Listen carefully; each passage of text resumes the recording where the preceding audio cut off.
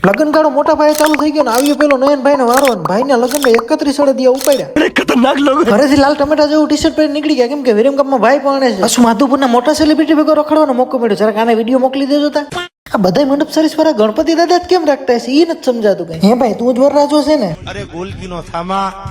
અને માણાના પેટનો થા ભાઈ શું કામ દુનિયાને બનાવવા નીકળ્યો છો